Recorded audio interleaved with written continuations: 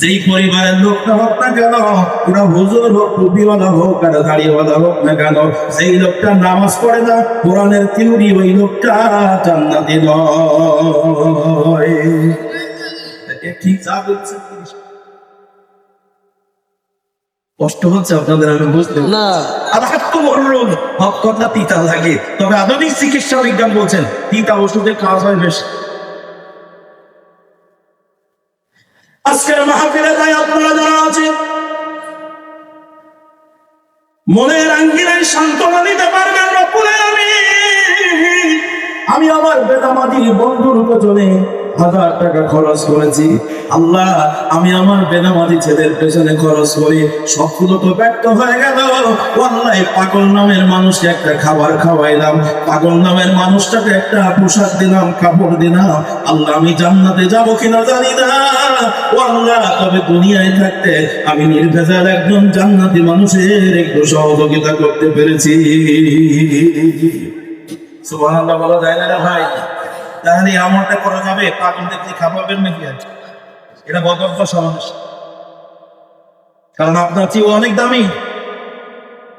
আমাদেরকে আপনাকে শিক্ষা নেওয়ার জন্য আল্লাহ ওদেরকে পাগল বানিয়েছেন। তোরে আমি স্মৃতি শক্তি দিয়েছি, পাগল পাগলের দিকে তাকালে তোরে যদি পাগল বানাইতাম চুলের এত মহড়া দিতে পারতিস না, তোরা যদি পাগল বানাইতাম চেহারার এত মর্যাদা দিতে পারতিস না, তোরা যদি পাগল বানাইতাম কারোর উপর ধাক্কা দিতে পারতিস না, তোরা যদি পাগল বানাইতাম তোদের জমি ফাঁকি দিতে পারতিস না, তোরা যদি পাগল বানাইতাম অন্যের হাত নষ্ট করতে পারতিস না। এই কথা আওয়াজ দিয়ে বলেন ঠিক না ঠিক? মানে আমি ভালো মন্দ বুঝার শক্তি দান করেছি, তাই পাগলটার দিকে তাকিয়ে ভালো হয়ে যাবে। এরা বলেছিল মাসুদ ভালো হয়ে যাবে, তো ওটা বলার আগে ও কাকা ভালো হয়ে গেছে। সম্মানিত দিনী ভাইরা, হৃদয়ের কান দিয়ে শুনে নিন, আমি আজ টিচার, একজন শিক্ষক মানুষ। ছাত্রদের যখন পড়াই, ছাত্রদের যদি আমি বোঝাইতে পারি, ছাত্ররা যদি বোঝে, তাহলে আমি সেদিন সফল শিক্ষক মনে করি। ছাত্ররা যদি আমার কথা না বোঝে, ওই দিন আমি নিজেকে খুব ব্যর্থ শিক্ষক মনে করি। আমার কোরআনের মাজলিসটা এটা একটা কোরআনের ক্লাস। এখানে বয়স্ক, অল্প বয়স্ক, শিক্ষিত, মূর্খ, আবাল, বৃদ্ধ, বনিতা, নারী, পুরুষ, সর্বস্তরের মানুষ এট আ টাইম এমন একটা ক্লাসে বসিয়ে রেখে যুগ উপযোগী কথা বোঝানো সোটা খুবই কষ্টকর। তারপরেও আপনাদের সামনে যেই কথা বলছে একটু প্রশ্ন করি। বলেছিলাম স্বভাবগত কারণে, কর্মের কারণে মানুষকে আমার আল্লাহ কয় ভাগে ভাগ করেছেন? আরো জোরে আওয়াজ দিয়ে বলেন, কয় ভাগ? আরো জোরে, জোরসে বলেন। আরে ভাই 12 তারিখে ভোট ঘোষণা হয়ে গেছে আজকে, সেখানে আগে স্লোগান দেওয়া বহুদিন দিক পারেন, একটু জোরে বলেন কয় ভাগ? এই সুর এরকম না, স্লোগানের সুরে জোরসে বলেন, আরো জোরে, জোর হলো না। স্বভাবগত কারণে মানুষ কয় ভাগে ভাগ? 4 ভাগ। এখন আছে একদল মানুষের কথা বলেছি যারা হলো পাগল, ঠিক নাকি? তাহলে আরো 3টা বাকি আছে। পাগলদের বাদ দিয়ে পৃথিবীতে যত মানুষ আছে, একদল মানুষ আছে তারা আল্লাহর বিধান মানে না, আমার নবীর আদর্শ মানে না, আল্লাহর বিধান প্রত্যাখ্যান করে চলে, নবীর আদর্শ প্রত্যাখ্যান করে চলে।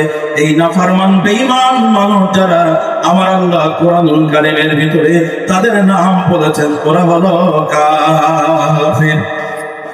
কি বলেছেন আল্লাহ? কাফির। এখন আপনাদের কাছে প্রশ্ন, আমার আল্লাহ যাদেরকে কাফের বলেছেন তারা কি আমাদের এই কলারোয়া আর শাসা দুই থানার কোন ছাগল?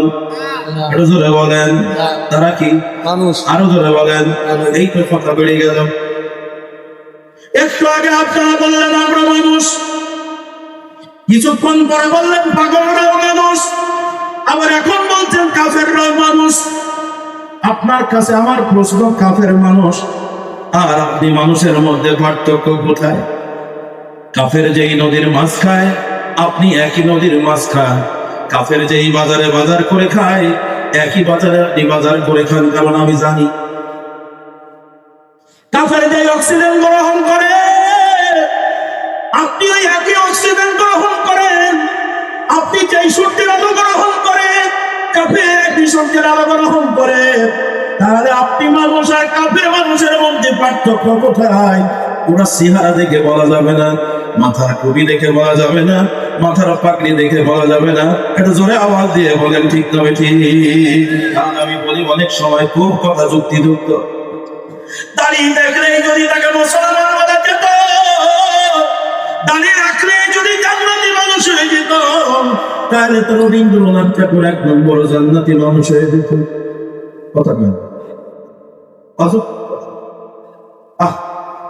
মাথায় টুপি দিলেই যদি সবাই জান্নাতি মানুষ হয়ে যেত, স্বামী বিবেকানন্দ এবং বাংলাদেশের একজন নেতা এখন দেখা যায় সাদা একটা টুপি মাথা দিয়ে সব সময় থাকে, যার নাম গয়েশ্বরচন্দ্র রায়। এরা তো সব আমাদের আগে টুপি মাথায় দিয়ে জান্নাতে চলে যাবে। কষ্ট হচ্ছে আপনাদের, কথা বোঝেন, একটু বোঝেন। মাথায় পাগড়ি দিলেই যদি সবাই জান্নাতি মানুষ হয়ে যেত, ভারতের শিখের আমাদের আগে জান্নাতে যে দাঁড়িয়ে থাকতো, আমরা জায়গা পাতাম না। তবে দাঁড়িয়ে টুপি পাগড়ি এটা ইসলামের একটা পোশাক, নবীর সুন্নাহ। আপনাকে আমল করতেই হবে, মাস্ট বি। তবে অতক্ষণ পর্যন্ত দাঁড়িয়ে টুপি পাগড়ির দাম হবে না যতক্ষণ পর্যন্ত আপনার চরিত্র কুফরি থেকে বের করতে না পারবে। তাই আজকের বাংলাদেশে আপনারা আছে এই কাফের কাদের মানুষদেরকে আপনার আমার মতো মানুষের কাছে চিনিয়ে যাওয়ার জন্য আমার আল্লাহ রাব্বুল আলামিন পবিত্র কোরআনুল কারীমের 114টা ছোট বড় সূরার ভিতরে ওই নিকৃষ্ট কাফেরদের নামের সাথে নাম মিলাইয়া আমার আল্লাহ একটা সূরা নাযিল করেছেন। সূরাটার নাম সূরাতুল কাফিরুন। এটা সূরা আওয়াজ দিয়ে বলেন আছে না নাই? আপনাদের দিকে কোরআন শরীফ মনে হয় নাই? আমি সে ছোটবেলার থেকে বাইরে থাকি, তো বাড়ি এসে কোরআন শরীফ পড়া টাইম পাই না ভাই। বছরে একদিন দুদিন আসা পড়তে ওই 25 মানে সেই 25 সাল পড়ার পর 25 সাল পড়ার পরে ফেব্রুয়ারি মাসে আসছি না চান্দুরিয়া মাহফিলে সভাপতি নাম বানাইতেছে, পুতুলির মতন এসে বসছে। ওই আসছি, আর এরপরে আসার সুযোগ পাইনি। দেখছেন দোকান ছোট, বেচা কিনা খুব ভালো, এলাকায় আসার চান্স পাইনি, এই জন্য ভুলে যাচ্ছে। একটু জোরে বলেন আমাদের কোরআন শরীফে সূরাতুল কাফিরুন আছে কি? একটু পড়বেন, একটু পড়বেন, তাফসীর পড়বেন। বাংলায় বহু তাফসীর বেরিয়েছে।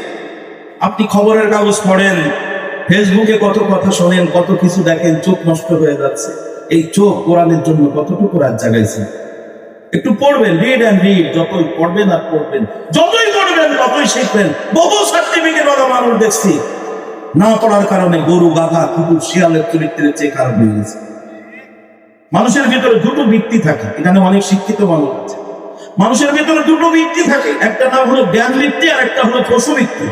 মানুষ যখন আখিরাতমুখী হয়, মানুষ যখন দুনিয়ার মোহ ত্যাগ করে আল্লাহকে পাওয়ার জন্য কবরে আযাব মুক্ত জীবন গড়তে চায়, জান্নাত পাওয়ার জন্য চেষ্টা করে, কোরআন সুন্নাহর গবেষণা করে, তার ভিতরে তখন জ্ঞান বৃত্তি বৃদ্ধি পায় আর পশু বৃত্তি লোপ পায়।